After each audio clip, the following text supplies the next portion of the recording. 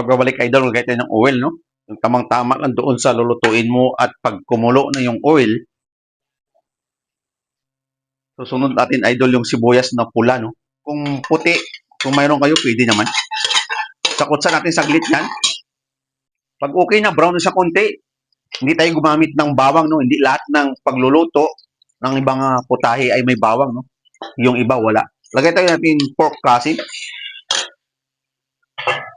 Brown natin saglit. At bago natin binabrown yan, meron kong patis.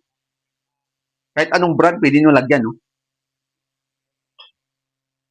Simple at mabilis at madali lang gawin, no? Lutuin. Cracked black pepper. Alam nyo to, yung luto na to, alam nyo na. Pork cubes. Mix muna natin to, no? Huwag tayo maglagay ng tubig muna.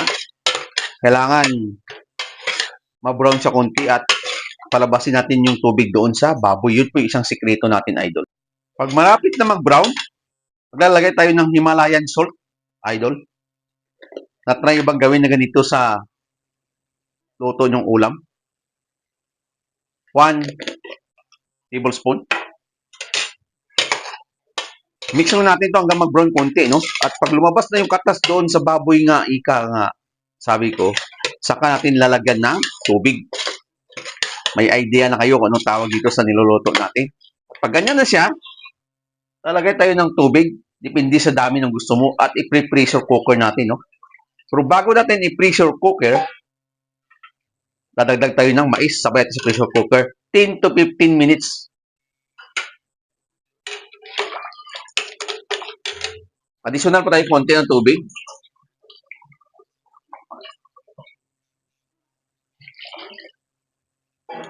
Saka pressure cooker natin, no? Takpan natin yan at balikan. 10 to 15 minutes. Yun, silipin natin yung pagkalipas na 10 to 15 minutes, ito na nangyayari, no? Malambot na. Buksan natin ang apoy at maglalagay tayo ng repolyo. Alam nyo na yung niluluto natin, no? Nilagang pork. Pero try nyong gawin o lagyan ng Himalayan salt. Napakasarap ng kinalabasan ng nilaga nyo, no? Sabay-sabay na lahat yan. Pakuluin lang natin. Ito yung Baguio Pichay. At native pichay, sabay na natin yan, no? Kaya natin kumulo at maluto at bago tayo magtapos,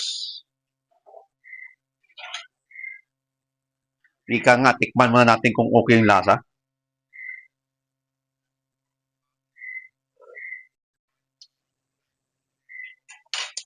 Okay na at ang ingredients natin ay Himalayan salt, ground black pepper, at meron tayong pork cubes, patis, at saka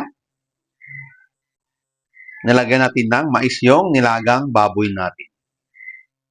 Pakuluin lang natin yan. Okay na yung gulay at bago tayo magtapos, huwag kalimutan mag-subscribe sa YouTube channel ko, TikTok account ko, like, share, comment, at salamat sa suporta mga idol. Bye-bye mga idol, kainan na!